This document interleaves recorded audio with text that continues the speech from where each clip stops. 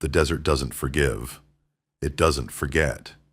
And when a stranger stumbles into its jaws, bleeding and broken, you either turn away or face the storm that's coming. John Carter made his choice, and it changed everything.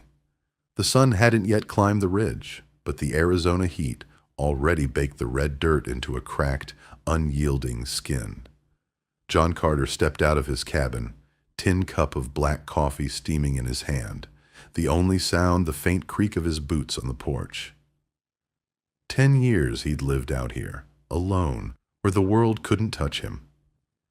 10 years since he'd buried his wife and daughter under the cottonwood tree, since he'd sworn off anything that smelled like trouble. But trouble, it seems, doesn't need an invitation. He saw her first as a shadow, small and stumbling, out by the north fence. A girl, young, maybe 16, wrapped in torn cloth and desperation. Her bare feet dragged like she'd walked through hell itself, and when her knees buckled, she hit the cedar post face first, like it was the last thing holding her up. John froze, coffee forgotten, his pulse a dull hammer in his chest. He could have walked back inside, could have let the desert take her. That's how he'd survived this long, by keeping his door shut to anything that bled or begged. But the wind shifted, carrying her ragged breathing, and something old, something he'd buried with his family, stirred inside him. 3 strides took him across the dry earth. He knelt beside her, setting the cup in the dirt. Up close, she was worse off than he'd thought. One eye swollen shut, cheekbone bruised purple, skin scorched red by the sun. Angry welts crisscrossed her arms, some fresh, some scarred. Her lips moved, a dry rasp. No words, just a warning carved in pain. He touched her shoulder, light as a whisper. She flinched, tried to crawl away, but there was no strength left in her. John stayed still, crouched low, letting her decide if he was a threat. A coyote howled in the distance. The air smelled of sweat, horse, and something fouler. "Easy," he said, the first word he'd spoken to another soul in over a year. "You're safe for now."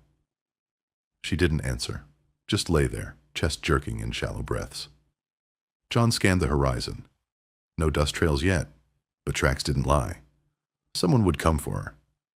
He stood, unlatched the gate, and lifted her carefully. She was light, too light, all bone and fever. As he carried her to the cabin, his boot crunched on something in the dirt, a hand-carved medallion etched with Apache design, smudged with blood. He slipped it into his coat pocket without a word. The screen door groaned as he pushed it open. Inside, the cabin was cool and dim. He laid her on a horse blanket draped over the couch, stepping back to study her face. Just a kid, he thought, but her eyes, even half-closed, held a fire that hadn't gone out. He didn't touch the rifle by the wall. Not yet. Instead, he crouched, untied the rags around her wounds, and saw the truth. A broken rib, rope burns on her wrists, dirt and blood caked into her knees. He rinsed a cloth, dabbed her face, and left a tin cup of water within reach. Then he stepped outside, the land watching, his horse Birch stomping restlessly. The birds had gone quiet. Something was coming. When you run from a man like Jed Callahan, you don't just escape his chains, you invite his wrath. And as Sahaley whispered her truth to John Carter, the desert held its breath, knowing blood was coming. John Carter stood on the porch, eyes locked on the southern ridge where a thin thread of dust uncoiled like a snake waking up. The girl inside, Sahaley, hadn't stirred since he'd laid her on the couch, but her breathing was steadier now, clinging to life like a spark in dry grass. He didn't know her story yet, but he felt the weight of it, heavy as the rifle, leaning against the cabin wall. The air pressed close, thick with the promise of trouble. His horse, Birch, snorted, hooves scuffing the dirt. John didn't curse, didn't flinch. He just whispered, "Well, damn." Inside, the cabin was quiet, the kind of quiet that hums with secrets. Sahali woke sudden, like a deer catching a scent. Her eyes snapped open and she sat up too fast, wincing as she clutched her ribs. John stood at the stove, stirring beans in a dented tin pot, his back to her, so she wouldn't feel trapped. "You're in my cabin," he said, voice low. "Nearest doctor's a liar and a drunk, so I did what I could." Her gaze darted across the room. Sharp, calculating. Door, rifle, axe, then him. "You with him?" she asked, voice cracked like dry earth. "You work for Callahan?" John turned slow, meeting her eyes. No. She didn't believe him, and he didn't blame her. He scooped beans into a tin bowl, set it on the table with a cup of water. "You ran far, I'd guess." She didn't move, just watched him like a hawk. He walked to the door, unhooked his gun belt, hung it on the nail by the coat rack, then set the rifle above the hearth. A gesture, not a promise. "I don't keep slaves," he said. "I don't sell girls. I don't ask questions I don't want answers to." Sahele blinked, then slid her legs off the couch, feet barely grazing the floor. "You're not what I expected." John raised an eyebrow. "What did you expect? Someone meaner? Louder?" She reached for the bowl, took a bite, chewed like it hurt. "I shouldn't be here," she murmured. John didn't argue. He pulled the blood-smudged medallion from his pocket, laid it on the table. "This yours?" She nodded. "My mother gave it to me. Apache. For truth that doesn't run." Her voice cracked again as she spoke, low and fierce. "Callahan buys girls. Not just Apache. Mexicans, Chinese, orphans. Says it's debt labor, but it's chains. There's a place, Whispering Ravine, 2 days southeast. Locked cabins, barbed wire, guards. 12 girls there now. One's my cousin, Juana, 14. Last night she tried to run. Got caught. Callahan said she'd be an example. I stole a key, hid her in a cellar, then ran to draw them away." Her eyes burned. "But I didn't run far enough." John leaned against the wall. Silent. The medallion felt cold against his ribs. "You said they'll punish the girls if you're not back by sundown." She nodded.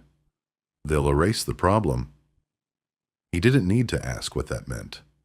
Outside, hooves crunched gravel. 3 riders, not hiding, relaxed like they owned the dirt. The lead man knocked, casual as a neighbor. John opened the door, rifle loose in his grip.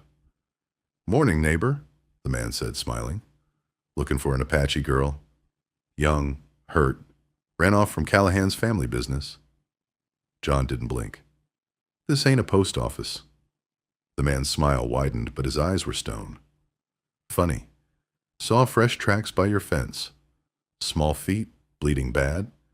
Don't suppose you've seen her." John stayed still, the sun at his back, rifle ready. Trouble had found him. The desert knows no mercy, only truth. And when Callahan's men rode up, their lies hung heavy as dust. John Carter stood his ground, rifle in hand, as the horizon whispered of blood and justice. The riders lingered at the fence line, 3 silhouettes against a sky burning orange. The lead man, tall, lean, with a smile, sharp as a razor, crouched by the cedar post, fingers tracing the wood. "Blood," he said, loud enough for the wind to carry. "Smudged here. Faint print. She stopped here. Alive." His eyes locked on John Carter, standing in the doorway, rifle loose, but ready. "Callahan don't like thieves, mister. That girl took something of his. Law says he gets it back." John stepped onto the porch, boards creaking under his boots. "This land's mine," he said, voice flat as the horizon. "Fence, cabin, cattle, all mine. Law don't let strangers claim people here." The man waved a folded paper, red wax seal glinting. "Signed by Deputy Reeve. Legal retrieval for 1 fugitive girl. presumed violent. John didn't take it. Reeves a drunk. Callahan's dog. That paper's nothing out here. The man's smile thinned. Loyalty gets you buried, friend. He turned, slow, like a man who knew he'd be back, and rode off with his men, dust curling in their wake. Inside, Sahali crouched behind the stove, eyes wide, blanket clutched tight. Callahan's got the judge, the sheriff, everything, she whispered. John set the rifle down, poured water, drank half. He don't have me. She looked at him, really looked, and something shifted in her gaze. You're gonna fight him. John nodded. Not much choice now. The sun sank lower, casting copper shadows across the yard. John moved fast, hands steady with purpose. He dragged Sahali's bedroll to the root cellar out back, hid it under a false hatch, covered it with burlap and horse feed. Stay low, he told her. Don't come out unless you hear my voice twice. No exceptions. She nodded, slipping into the dark like a shadow. He checked his rifle, loaded, clean, spare rounds in a satchel by the stove. His revolver sat tight on his hip, a hunting knife tucked in his boot, the one he hadn't worn since the war. Birch stomped in the corral, sensing the storm. John ran his fingers along a worn leather bridle in the barn. Emmy's name burned into it. His daughter's. He hadn't touched it in a decade. Not since the fever took her. Hooves pounded at noon. Harder now. No stealth. 8 riders, dust boiling like a storm with spurs. They spread out, confident, circling the east pasture, one kneeling to check tracks. John stepped into the yard before they reached the cabin, rifle slung across his chest, revolver at his side. The lead rider, younger, sharp coat, clean boots, spoke like poison wrapped in honey. Jed Callahan, you've met my men. They say you're uncooperative. John's stare didn't waver. I don't cooperate with liars. Callahan pulled a thick parchment, same red seal. This says I own that girl. Debt bond, legal, signed by Judge Barnes. John didn't blink. She's got broken ribs, rope burns. Don't look like a contract to me. Callahan's smile faded. Careful, Carter. Accusing a judge of fraud's bold for a man with no friends. John's grip tightened. You've had your say. Ride out. Callahan swung into his saddle. Till sundown. Then we bring more than paper. They rode off, not fast, not scared, just biding time. John went inside, found Sahali pacing. He's got everything, she said. John shook his head. Not me. Dusk brought a new sound. Hooves, steady, singular. Marshal Tobias Crow rode in, coat flapping, badge glinting in the fading light. He surveyed the yard, bullet-ready cabin, blood-stained gravel. Jed Callahan, he said, voice like gravel. You made a hell of a mistake. Callahan, still by his wagon, straightened. This ain't your concern, Marshal. I've got a legal bond. Crow dismounted, picked up the dropped parchment, read it slow, then tore it clean in half. Judge Barnes is in chains. Corruption. Reeves out too. Your paper's worthless. Callahan froze. Crow stepped closer. Explain why a girl with busted ribs is your property. Callahan's hand twitched, but Crow's revolver was faster, aimed at his heart. Reach for it, and I bury you. The night hides monsters, but it also hides heroes. As John Carter and Sahali rode into the dark, dynamite in hand, they weren't just chasing freedom. They were tearing down an empire built on chains. The stars hung heavy over the Arizona desert, cold and sharp, like they were watching the world hold its breath.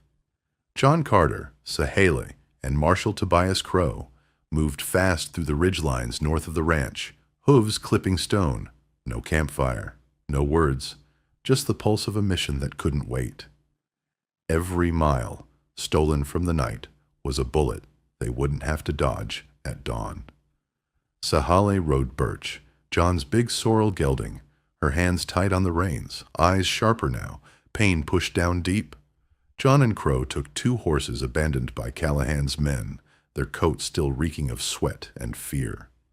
Crow didn't complain. He'd smelled worse.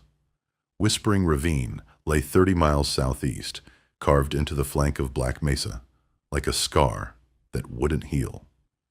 An old mining road once cut through it, now choked by a landslide, leaving a single winding trail hugging the rock wall like a noose. That was their plan. Blow the pass, trap Callahan's men, storm the compound from both ends. Quick, clean, no mercy.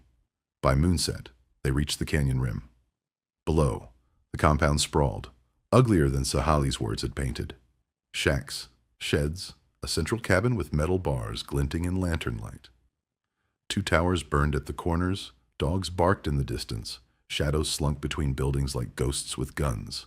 Crow pulled a spyglass from his saddlebag, scanned slow. 6 men on patrol, 2 in the south tower. More inside, maybe. Sahali pointed to a squat, windowless building. That's where they keep us. Dirt floor, straw, locks. John crouched, unfolding a canvas satchel. Dynamite sticks, fuses, blasting caps wrapped tight. Crow raised an eyebrow. You keep that on hand? John's voice was flat. Cleared rocks for irrigation once. Kept what was left. Today's the day. He nodded to the trail's lower bend. That curve's weak. Bring down those boulders. The pass closes. No way out. Crow looked at Sahali. The girls are locked in the main cabin by dark. Barred windows, but there's a roof hatch. She nodded, fierce. I lived there 3 years. I'm sure. John handed her a coil of rope. Take the east slope. Drop in quiet. Get the girls ready. Crow checked his pistol. I'll draw fire from the south. Make 'em look the wrong way. John tied the satchel tight. They shared one look, no speeches, just truth. Then they moved. Crow veered south through the scrub. Sahali slipped down the eastern incline, boots silent on shale. John picked his way down the northern slope, sticking to the old mining trail. He set the charges fast, hands steady despite the clock in his head. 1 stick wedged in shale, another under brittle limestone, a third for good measure. He lit the fuse, counted to 5, and ran. The blast roared like a giant waking up, stone cracking, boulders crashing, choking the canyon mouth in dust.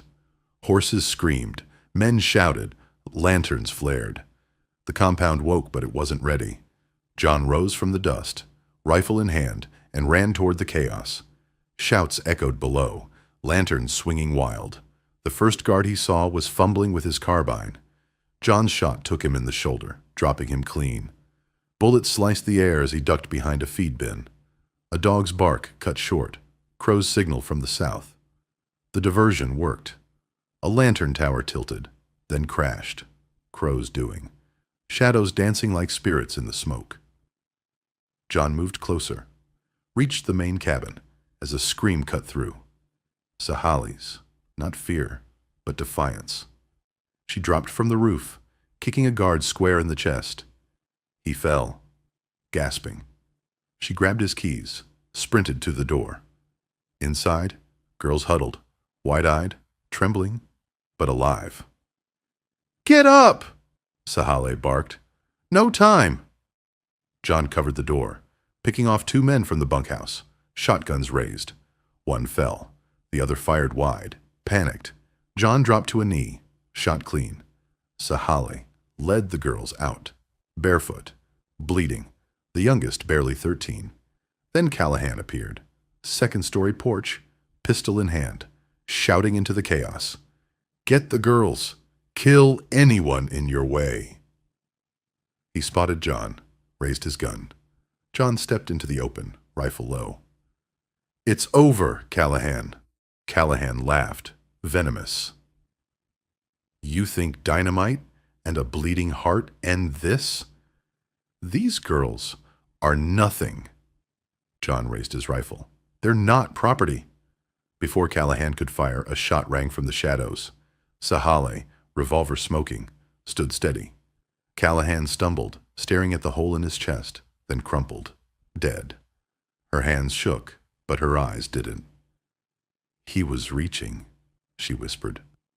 John nodded. "Good shot." Crow emerged from the smoke, badge in one hand, shotgun in the other. "It's done," he said. Callahan's last men dropped their weapons. The girls gathered by the fire, bruised, hollow-eyed, but standing. One, barely a child, clung to Sahali's hand. "Juana." John crouched, met her eyes. "You're safe now." She didn't speak, but she didn't let go. The desert buries its dead, but it also cradles the living. When the dust settled in Dustwater, John Carter and Sahali stood under a new sky, where scars became stories, and silence turned to peace. 3 days after the fire and blood of Whispering Ravine, Dustwater sat quieter than a held breath. The town's main street was lined with folks, not cheering, not whispering, just watching as Marshal Tobias Crow rode in, his coat still dusted with canyon ash. 2 wagons trailed him, one carrying Jed Callahan's body, wrapped in burlap, the other bearing 12 girls, bruised but unbroken, their eyes catching the light like flint sparking fire. 14 riders followed, their horses stepping slow, deliberate, like they carried the weight of a changed world. No one clapped. No one looked away. The judge's office was shuttered, its windows dark. Deputy Reeve had vanished into the hills. The night word of Judge Barnes's arrest for corruption hit town. No one chased him too hard. Crow tossed a bloodied contract, Callahan's last lie, onto the courthouse steps. "Anyone still think this was legal?" he called, voice carrying to every open window. "Meet me inside." No one moved. The saloon stayed closed. The general store lowered its shutters. The sheriff's office got new locks. And under the old cottonwood tree, where bounty posters once flapped in the wind, someone nailed a sign. No more chains. No more silence. John Carter stood at the crowd's edge, hat in hand, coat singed from the ravine's fire. He didn't speak, didn't need to. Sahali stood beside him, hair braided tight, eyes calm but sharp, like a falcon ready to fly. Juana, her 14-year-old cousin, clung to her side, small fingers looped through Sahali's, like roots gripping stone. Juana hadn't let go since the night they'd pulled her from the canyon, and John didn't think she would any time soon. He looked at them, then at the sign, and felt something loosen in his chest, something heavy as the grave he'd dug for his daughter. Emmy, under that same cottonwood years ago. The girls were split into groups by dusk. Some went to Crow's kin, others to rancher families who knew better than to ask questions. Juana, though, refused to leave Sahali. "She's all I got," she whispered, voice small but sure. John met Sahali's gaze. "You both got a place at the ranch," he said.